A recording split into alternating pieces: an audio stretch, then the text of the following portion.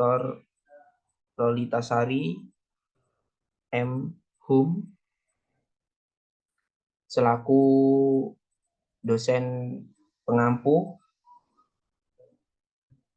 Manajemen Perpustakaan dan PSB. Di sini saya Fajar Didi Erlangga selaku moderator yang akan memandu jalannya pada siang hari ini. Bersama rekan saya yakni Aziza Sulistiawati, Cinta Kirani, dan David Rofiul Hidayah yang akan mempresentasikan konsep pengadaan perpustakaan. Untuk nantinya kami akan adakan 3 sesi. Sesi yang pertama yakni pemaparan materi, sesi yang kedua adalah tanya jawab, dan terakhir adalah penutup. Untuk itu, untuk mengawali perkuliahan pada pagi hari ini, sebelum kami mempresentasikan makalah kelompok 6 pada siang hari ini, marilah kita buka dengan membaca basmalah bersama-sama. Bismillahirrahmanirrahim. Baik, langsung saja pemaparan materi yang pertama, yakni yang akan disampaikan oleh Saudara Davin. Kepadanya dipersilakan. Oke, terima kasih Didi. Selanjutnya kita akan membahas yang pertama itu pengertian pengadaan perpustakaan, yang kedua ada sistem pengadaan perpustakaan, yang ketiga ada koleksi bahan pustaka, yang keempat ada seleksi pengadaan bahan pustaka, yang kelima ada prinsip pemilihan pengadaan bahan pustaka, yang keenam ada alat bantu pemilihan pengadaan bahan pustaka. Next.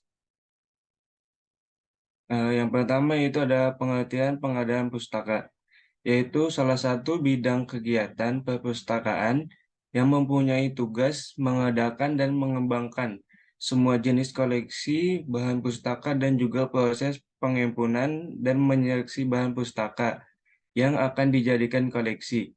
Hendaknya koleksi harus relevan dengan minat dan kebutuhan peminjam serta lengkap dan aktual. Next.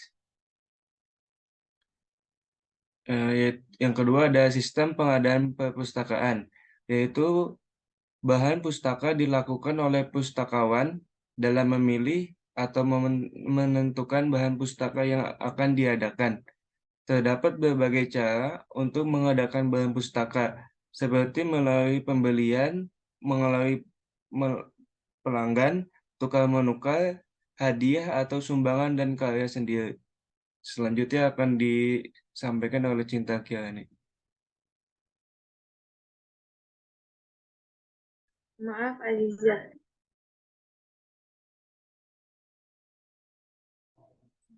Kepada Aziza, persilakan.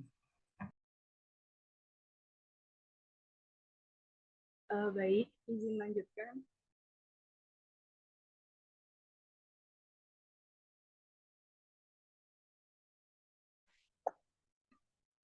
Izin lanjutkan.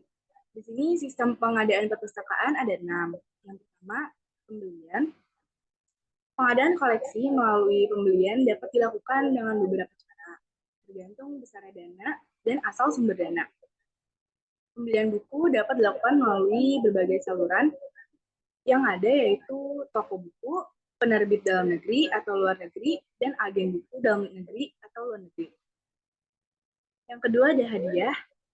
Hadiah adalah pengadaan bahan pustaka yang diperoleh secara cuma-cuma, sehingga perpustakaan tidak perlu mengeluarkan dana untuk menambahkan bahan perpustakaan. Dengan kata lain, penambahan bahan pustaka ini melalui hadiah dapat mengurangi anggaran dana. Yang ketiga, ada pertukaran. Kegiatan tukar-menukar bahan pustaka umumnya dilakukan dengan saling memberi terbitan antar perpustakaan yang memiliki koleksi yang kemungkinan jumlah eksemplarnya banyak pada setiap judulnya. Yang keempat, ada titipan.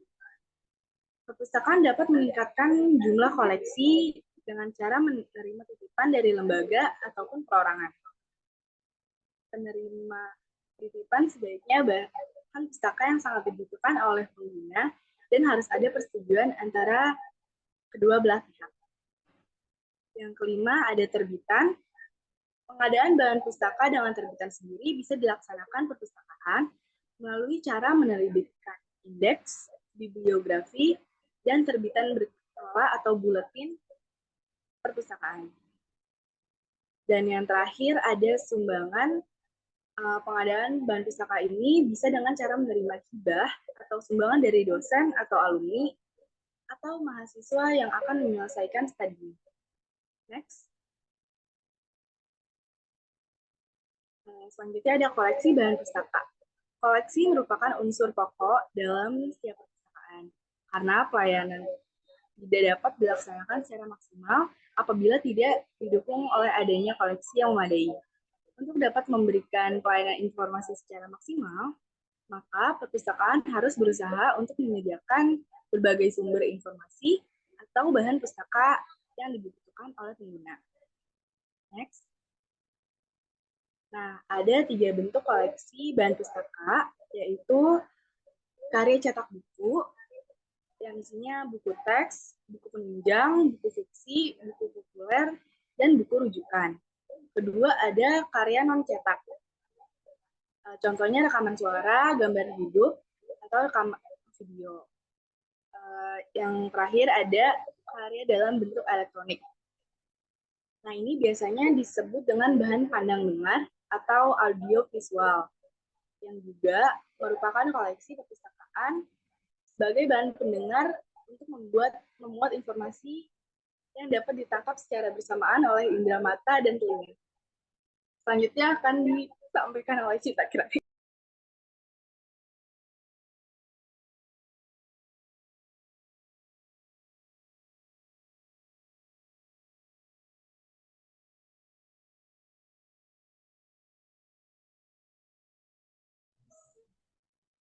Silakan Cinta Kirani.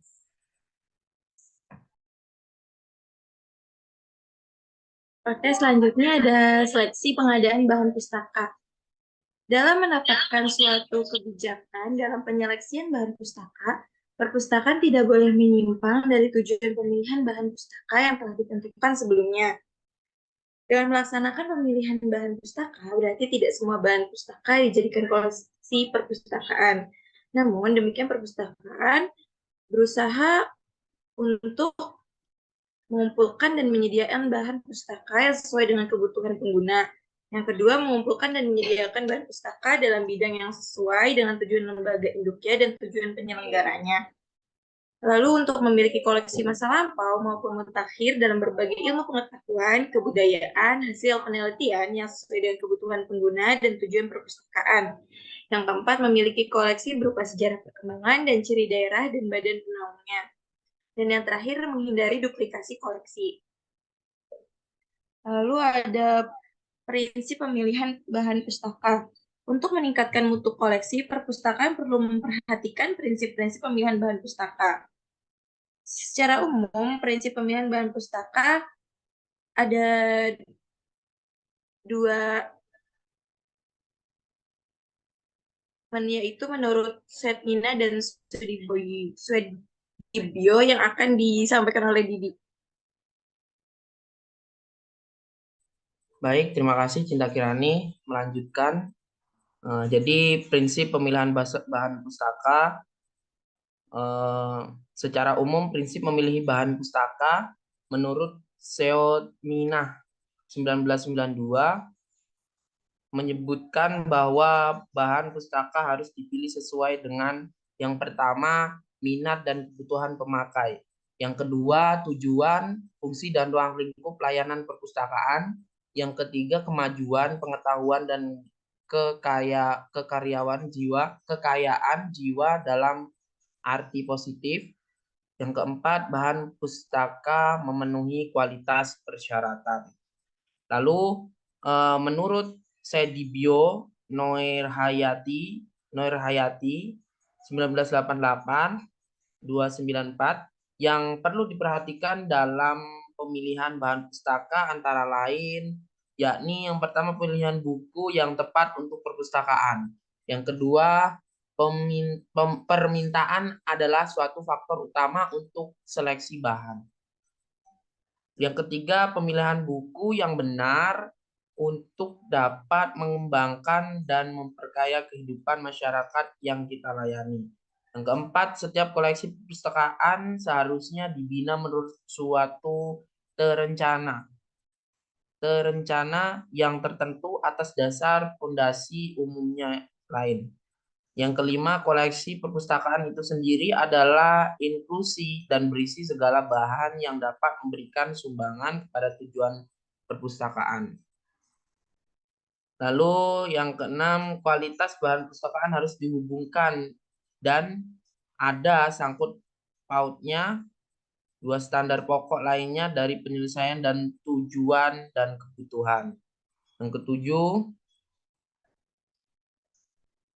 kenalilah masyarakat yang akan kita layani, jadi masyarakat instansi di mana perpustakaan itu berada. Seperti itu. Nah, selanjutnya yakni alat bantu pemilihan bahan pustaka. Jadi ada beberapa alat bantu ya untuk pemilihan bahan pustaka. Yang pertama alat bantu seleksi, yang kedua alat identifikasi dan verifikasi. Dalam melakukan pemilihan bahan pustaka, maka seorang pustakawan hendaknya menguasai subjek dan juga pengetahuan banyak tentang bahan pustaka yang akan dijadikan koneksi perpustakaan sesuai kebutuhan pengguna. Nah, untuk mempermudah pemilihan bahan pustaka di dalam kegiatan pengadaan perpustakaan fakultas maka diperlukan alat bentuk seperti silabus, mata kuliah, katalog, penerbit, brosur, buku, dan internet. Menurut Yuyun Yulia 1993, secara garis besar alat bantu seleksi dapat dibagi dua kelompok, yakni alat bantu seleksi dan alat bantu identifikasi dan verifikasi. Alat bantu seleksi yaitu alat yang dapat membantu pustakawan untuk memutuskan apakah bahan pustaka yang diseleksi karena informasi yang diberikan dalam tersebut pada data bibliograf. Tetapi juga mencakup keterangan mengenai isi bahan pustaka tersebut. Contoh alat bantu seleksi antara lain yakni majalah tinjau buku bahan pustaka lain, daftar judul untuk jenis perpustakaan tertentu, correlates subjek tertentu atau kelompok tertentu, indeks ya. Lalu yang kedua, alat identifikasi dan verifikasi, yaitu alat bantu seleksi yang hanya mencantumkan data bibliografi bahan pustaka. Nah, kadang-kadang dengan harga. Contohnya, katalog penerbit, berbagai jenis biografi, bibliografi nasional, book in print, katalog perpustakaan penting untuk subjek atau media tertentu. Seperti itu. Nah, jadi ketika menurut Yuyun Yulia secara garis besar alat bantu seleksi dapat dibagi menjadi dua, yakni alat bantu seleksi dan alat identifikasi dan verifikasi. Mungkin itu saja yang dapat kelompok kami sampaikan. Untuk itu kita lanjut ke sesi yang kedua, yakni sesi tanya jawab. Jika ada yang ingin bertanya, silakan mengajukan pertanyaannya dan menulis di kolom chat. Silakan jika yang ada ingin ditanyakan.